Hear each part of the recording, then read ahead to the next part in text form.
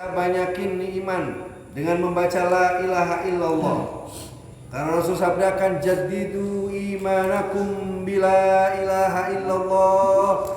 Perbaharuilah imanmu dengan membaca kalimat la ilaha illallah. Biar iman nambah, baca la ilaha illallah, la ilaha illallah, la ilaha illallah, la ilaha illallah. Di kepentingan kita baca la ilaha illallah agar iman kita naik. Kalau iman udah naik, dimanapun tempatnya kokoh dia. Sebab sekarang ini fenomena terjadi itu, orang beriman, berislam, beragama itu temporer. Padahal kita ini disuruh beragama untuk sepenuhnya. Ya kan? Udkhulu fis-silmi kafah. Masuklah Islam dalam keadaan sempurna. Dari mulai bangun tidur sampai tidur lagi. Bangun tidur tidur lagi. Nah, ada kan lagunya ya? Ada. Bangun tidur tidur lagi, bangun tidur lagi. Nah, itu lagu siapa itu? Samil.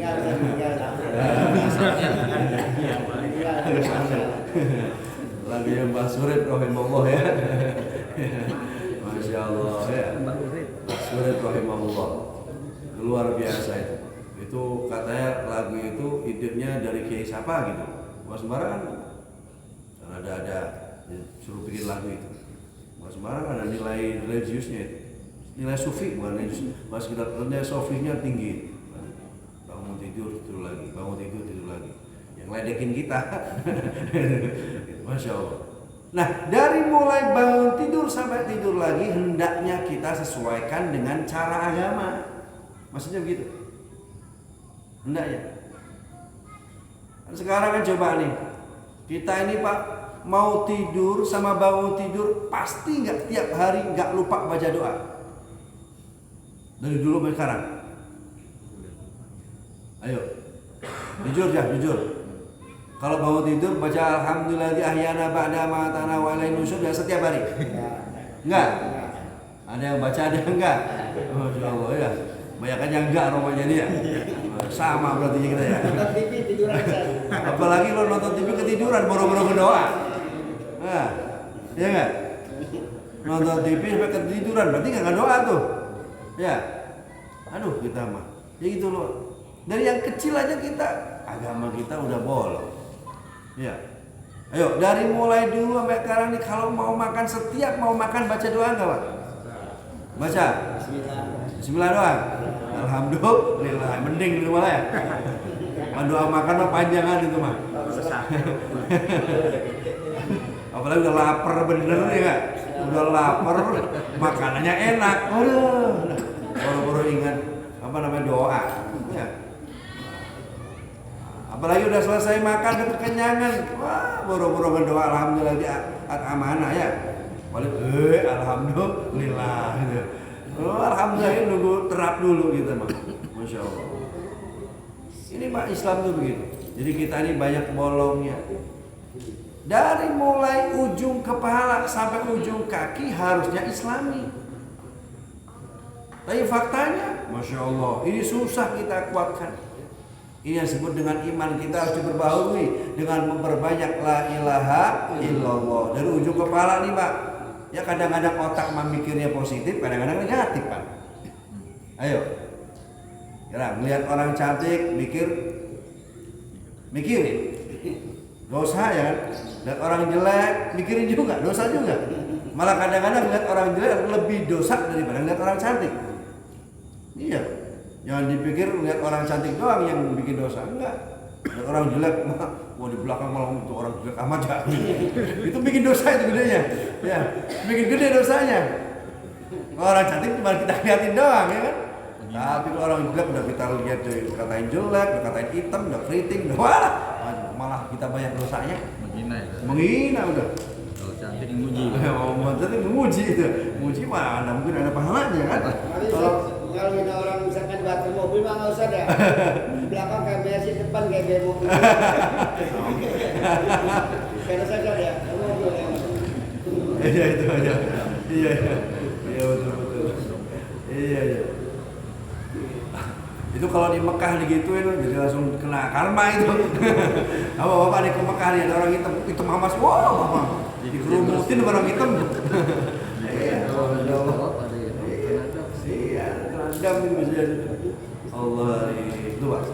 Di otak ini kan kadang pikir nggak benar. Dan Imam Ali mengatakan orang yang kuat itu adalah orang yang ketika sendiri mampu mengendalikan otak. Oh, itu hal hebat. Dia lagi sendiri nih, dia mampu mengendalikan otaknya. Ini orang hebat. Rata-rata pak, maksiat, kemungkaran, kejahatan lahir dari pikiran saat dia sendiri. Ayo, orang kepikiran ngintip kan gara-gara sendirian. Gara-gara kerjaan ngintip, orang mari diintipin, dia sendirian itu. Orang korupsi mikir sendiri. Nggak ada orang korupsi bareng-bareng, nggak ada, jarang lah itu mah. Ada juga yang bergabung. Jamaah itu mungkin ya, tapi nggak ngomongnya nggak bareng-bareng.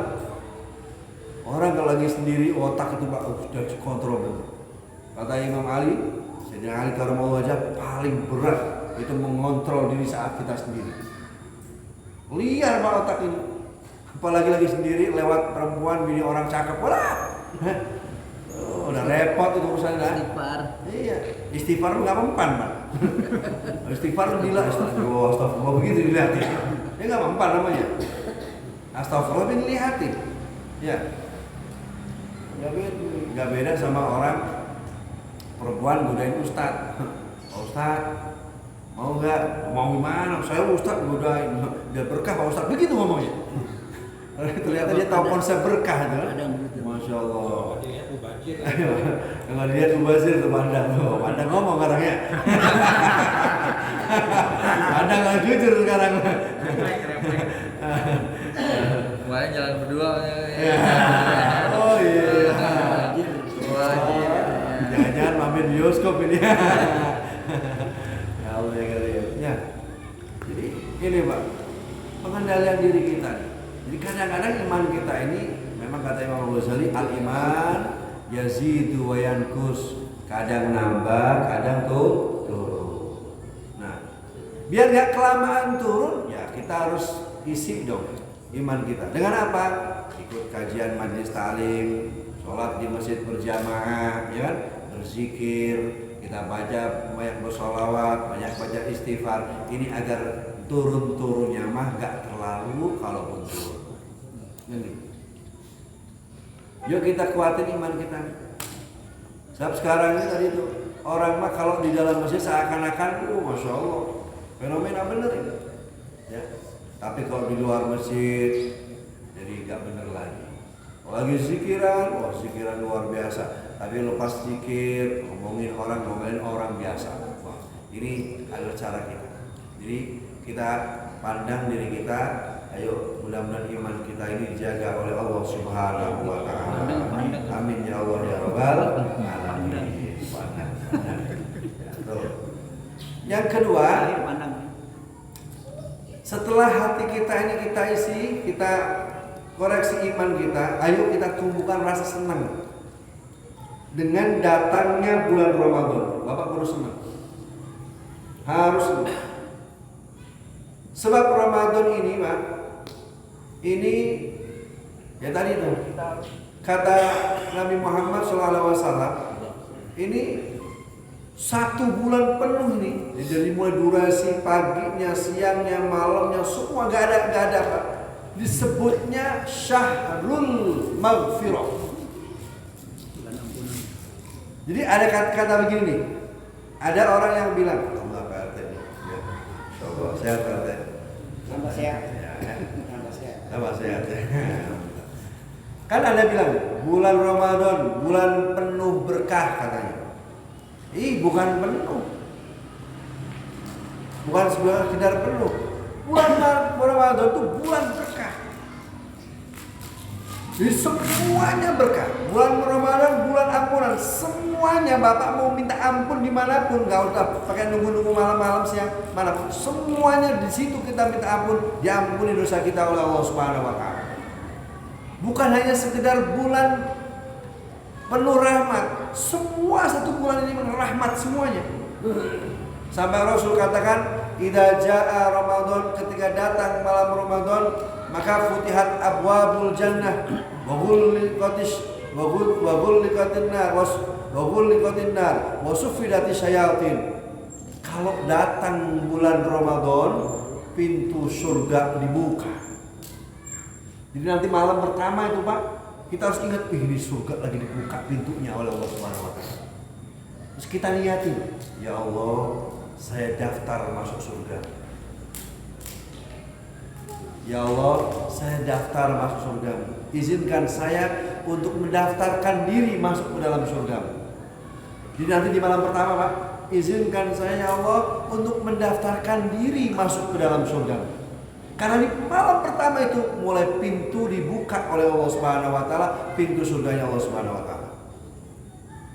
Semua pintu 8 tuh dibuka. Kemudian wabul likotin nar, pintu neraka semua ditutup.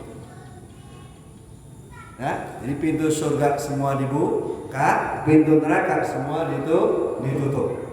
Kita daftar. Ya.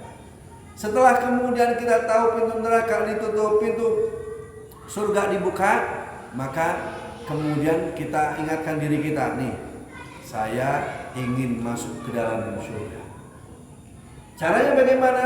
Surga sendiri yang ngomong, al jannatu mustaqun ila shaimi Ramadan. Surga itu merindukan orang yang puasa Ramadan. Jadi yang dirinduin bukan kita ngerinduin surga, tapi kita yang dirindukan oleh surga. Jadi surga itu di malam-malam Ramadan dia panggil-panggil nama siapapun yang puasa Ramadan, yang penuh puasa Ramadan. Tapi kalau puasanya bolong, nggak jadi dipanggilin. Makanya Bapak nggak boleh puasanya bolong. Jangan bolong, nggak boleh. Ya, yang masih punya utang kemarin nih, masih ada beberapa hari nih, ayo tambalin. Jangan sampai enggak nih, masih ada berapa hari lagi nih. Besok nih hari Ahad, Senin, Selasa, Rabu, 4 hari lagi dah.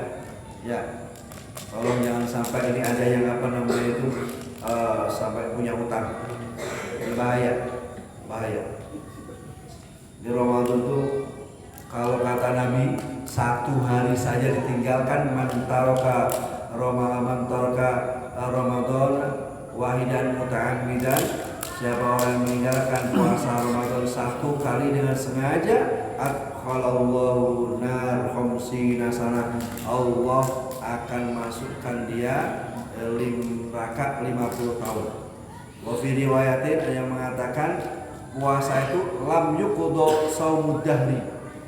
Jadi kalau dia meninggalkan puasa 1 hari sengaja, dia nggak puasa tanpa ada halangan, maka kalaupun dikodok selama 1 tahun, kata Nabi nggak cukup kodokan 1 tahun, nggak cukup. Jadi Bapak jangan berani-berani puasa jangan. Kadang-kadang baru puasa 3 hari, Masya Allah, itu di warung-warung Pak, kepala nggak kelihatan, kaki banyak bukan dari bawah kelihatan. Ini palanya mana? Pada gak ada, ini kakinya doang. Oh, itu setan-setan Ramadan itu ya. Padahal kata Nabi, wasufidati syayatin, setan-setan dibelenggu. Setannya dibelenggu Pak, diikat sama Allah Subhanahu wa taala. Pertanyaannya itu kenapa? Katanya kata Rasulullah, setannya diikat, tapi kalau orang masih maksiat, kata Imam Ibnu Qayyim, ya. Kemudian dijelaskan oleh Syekh As-Sakiti mengatakan, orang yang belum istiqomah bertobat sebelum datangnya Ramadan, jadi belum Ramadan dia nggak tobatnya nggak beneran, maka dia akan beramal di bulan Ramadan dalam keadaan yang tidak sempurna. Jadi kalau Bapak nanya kenapa kalau orang Ramadan tadinya pertamanya getol, keduanya getol, ketiganya getol, itu karena dulu keempatnya kendor, kelimanya kendor. Dulu ketika sebelum Ramadan tobatnya kalau Ibnu Qayyim itu beliau dikatakan ini dulu tobatnya belum benar. Tobatnya tobat tomat, ya tobat maksiat. Jadi pertama ketika kita puasa pertama nih, hari pertama nih, malam pertama sekarang nih, habis tarawih baca Quran, ya kan? Biasa gitu kan? Malam pertama tuh, habis tarawih jantar nih, terbetuin dah, ya. Pertama puasa nih, malam habis tarawih, masjid penuh, rame, baca Quran di mana-mana, ya kan? Sampai pagi ketemu siangnya masih baca Quran. Pendek kata 1 hari itu 3 juz dapat tuh satu orang. Hari pertama tuh. Betul gak? Luar biasa. Sampai 3 juz. Tapi masuk kedua harinya mulai kendor. 2 juz. Ya. Puasa 3 tinggal 1 juz. Puasa keempat Pak baru baca 3 lembar, tangan yang kiri dan balik yang lain. Dia hitung berapa lembar lagi ya. Berapa lembar lagi ya. Ngebet ini. Gitu kan? Akhirnya apa dipikir nih? 1 juz belum selesai, lama amat sih bacanya. Dia gerutu sendiri. Ini kata Imam Syafi'i, itu orang itu katanya dulu waktu sebelum Ramadan ya tobatnya belum benar. Makanya ini masih ada kesempatan nih.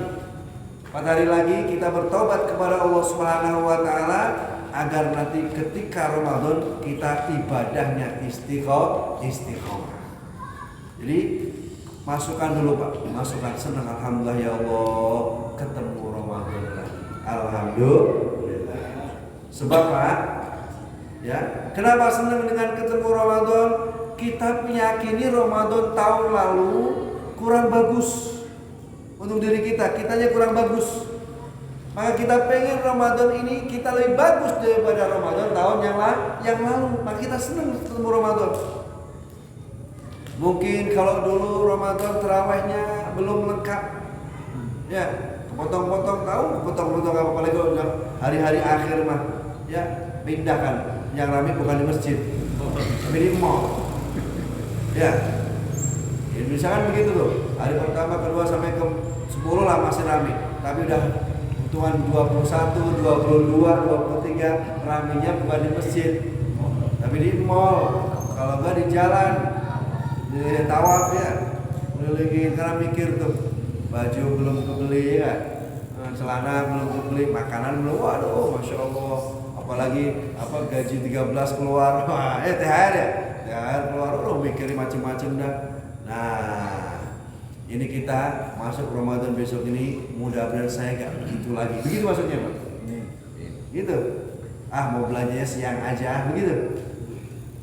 Ya siangnya belanjanya Pak. Di mall kan nggak panas, ada nggak mall panas? Hah? Ada nggak mall panas? Nggak ada kan? Puasa Ustadz, masa udah dari dulu puasa melapar baik, udah pengalaman bertahun-tahun kan kita puasa mah, ya kan? Biasa aja. Memang kita sendiri yang puasa enggak, semuanya pada puasa, ya. Jadi kalau puasa memang harus lapar Pak. Kalau puasa nggak lapar namanya bukan puasa. Saya puasa menahan lapar. Haus tapi Ustadznya puasa harus haus. Kalau puasa nggak haus namanya bukan puasa. Puasa menahan haus. Kalau ada orang bilang nih saya mah puasa alhamdulillah nggak ngerasa lapar, makan di siangnya. Ya. Sebab ada pernah kejadian mah begitu. Orang siang-siang pada lapar, dia mah cerah bener. Dia cuma lupa pas lagi ngobrol dia belum gosok gigi, bau Indomie mulutnya. Berarti kan habis makan mie itu lah. Nah, ada yang begitu modelnya. Makanya puasa itu pasti lapar. Kalau nggak lapar bukan puasa. Puasa